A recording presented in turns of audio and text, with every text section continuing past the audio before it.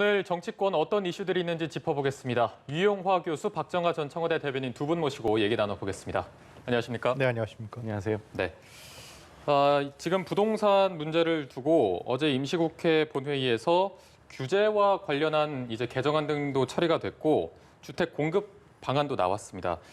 이제 부동산 시장이 안정이 되면은 좋을 텐데 그러길 바라지만 만약에 계속해서 불안한 상황이 이어진다면 지금 민주당 주도로 처리된 부분이 있기 때문에 정부 여당의 책임론이 불거질 수밖에 없다 이런 지적이 나오는데 어떻게 보십니까? 그러니까 이 30, 40대들의 패닉 바잉 현상, 이 부분이 이제 현 정부의 부동산 정책에 대해 상당히 비판의 날을 세웠던 부분 아니겠습니까? 네. 그래서 종합적인 대책을 이제 내놨다고 봐요. 상당히 뭐 급하게 만들었고 여러 가지의 뭐 보완점도 필요하겠지만은 일단 공급 대책이 하여튼 서울이나 수도권에서 하여튼 가능한 한 하여튼 택지 개발할 수 있는 부분들을 제시하지 않았어요. 네. 하여튼 그걸 제시해서 시그널을 분명히 준 거죠. 시장에 부동산 시장에 공급 확대 정책이 지속적으로 진행될 것이다. 공급이 되니까는 너무나 조마조마하거나 패닉바잉 하실 필요 없다. 뭐 집을 못 사거나 그럴 이유가 없기 때문에 2, 3년 뒤면 또 이런 부분들이 지속적으로 나니까 향후에 주택을 구매할 수 있다. 서울에도 이러한 시그널을 분명히 준 것이죠. 강력한. 그리고 앞으로 계속해서 이런 또 국공유지 개발이라든가 또 재건축 재개발 정책들을 정부 여당에서 펴나갈 거로 보여져요. 그다음에 이제 국회에서 통과된 부분들은 이제 주택임대차보호법은 그저께 통과됐는데요. 그것은 결국은 이제 항상 그 을로만 존재했던 갑의 어떤 절대적 지 밑에 있던 의뢰 세입자들이 숨통을 트면서 얘기했습니다만 이제 재산권과 거주권이 좀 대등해지는 이런 형태로 갔다라는 문제.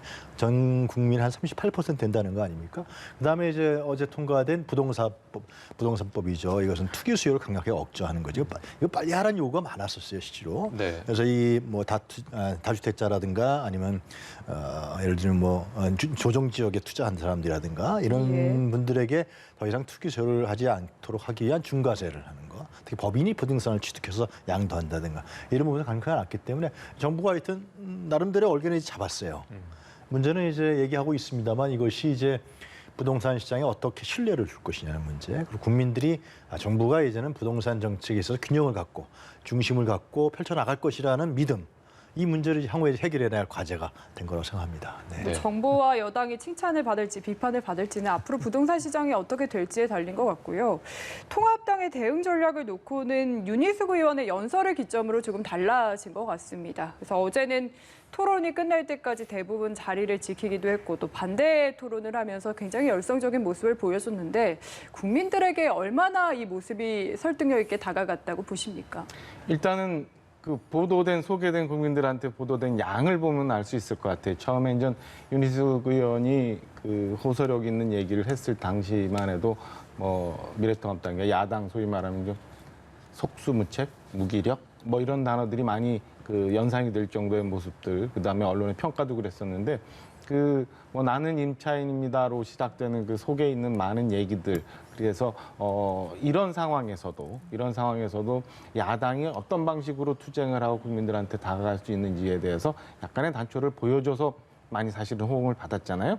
받았는데 어제 물론 뭐 그렇게 비슷하게 많이 여러 의원들이 경쟁적으로 본회의에서 이제 발언을 이어갔습니다만은 윤희숙 의원만큼 호응받을 만한 그런 의원들은 없었던 것 같아요.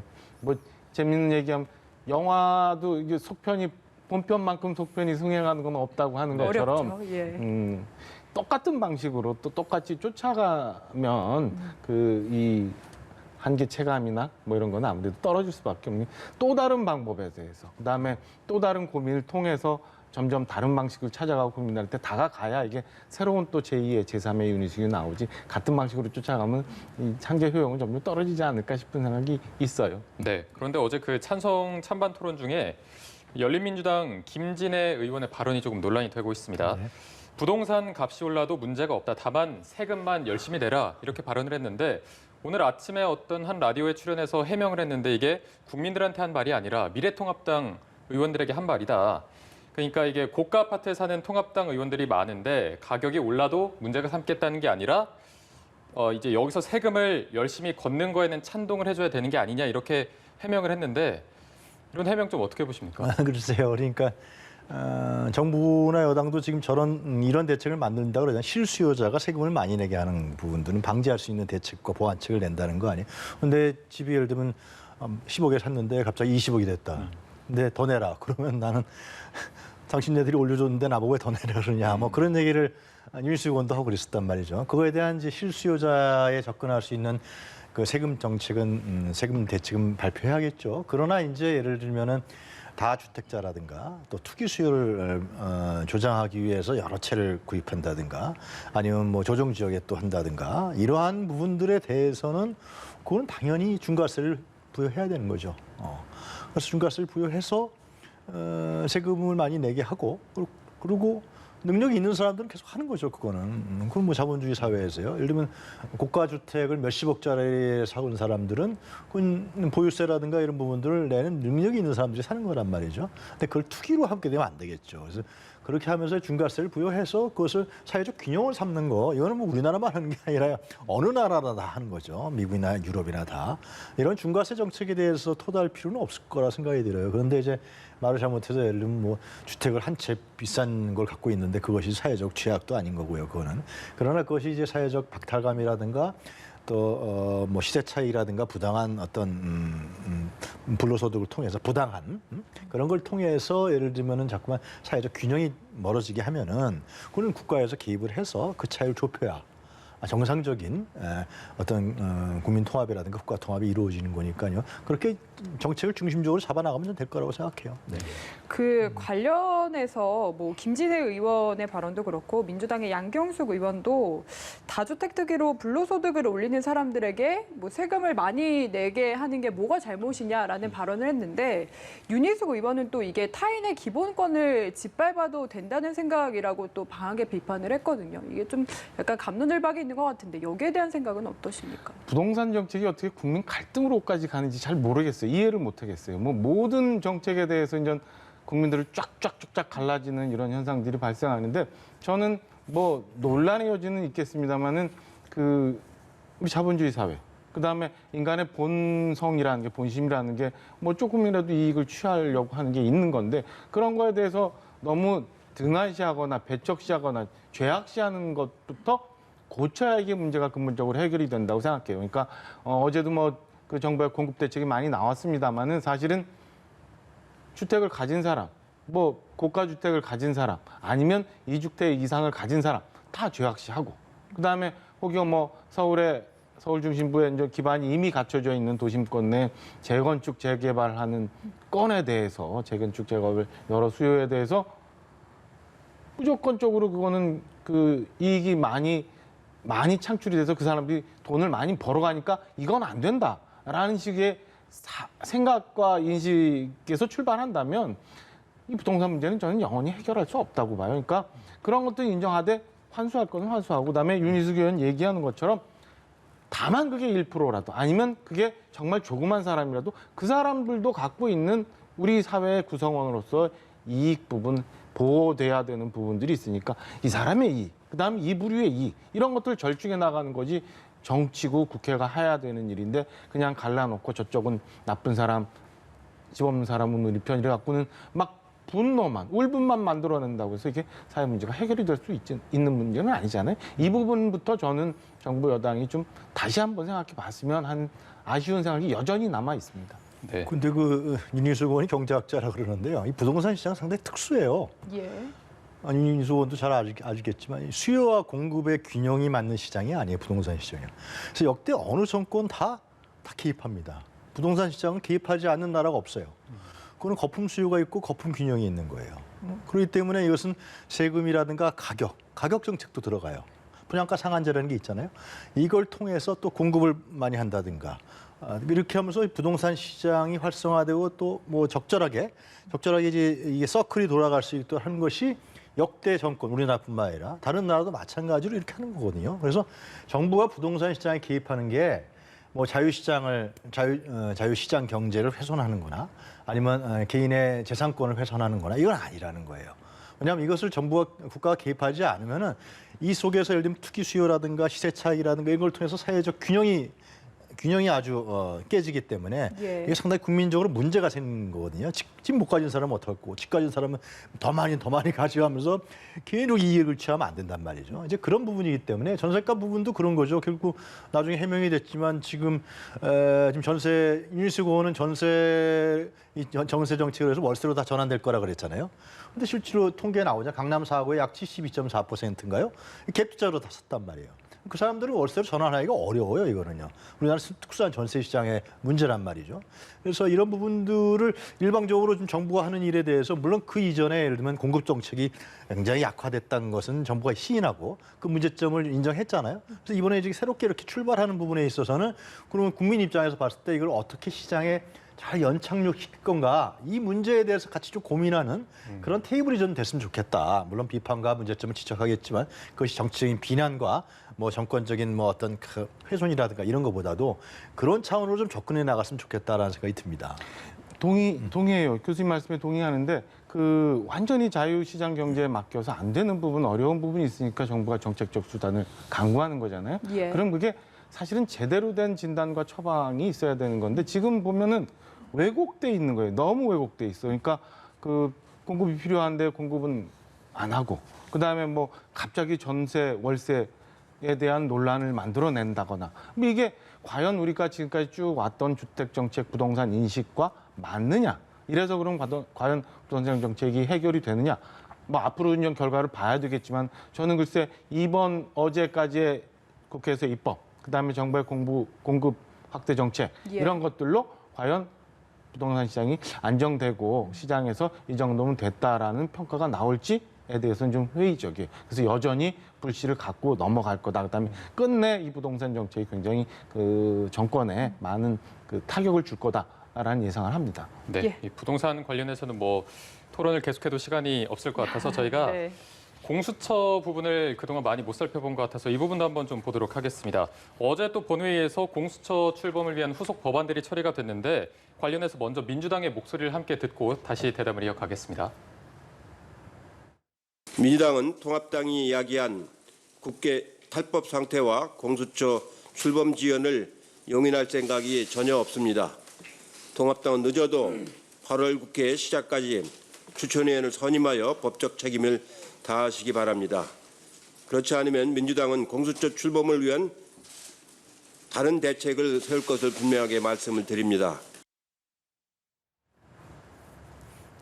네, 이해찬 대표가 8월 국회 시작일 18일까지 공수처장 후보를 추천하지 않으면 다른 대책을 세우겠다 이렇게 밝혔습니다. 아무래도 뭐 법 개정이나 이런 부분을 암시하는 걸까요? 이건 공수처 그러니까 야당에서 문제 삼는 것은 지난 국회에서 패스트트랙으로 통과됐기 때문에 이건 위법이다. 그래서 뭐 지금 헌재에 네. 올라가 있잖아요. 근데 야당도 알고 있지만은 공수처라는 건 검찰 개혁의 핵심적인 것이고요. 검찰 권력을 나누는 것이죠. 그리고 이것은 이번 국회에서 논의된 거나 20대 국회에서만 논의된 것이 아니라 과거 김대중 정부 때부터 계속 논의돼 왔던 사실이거든요.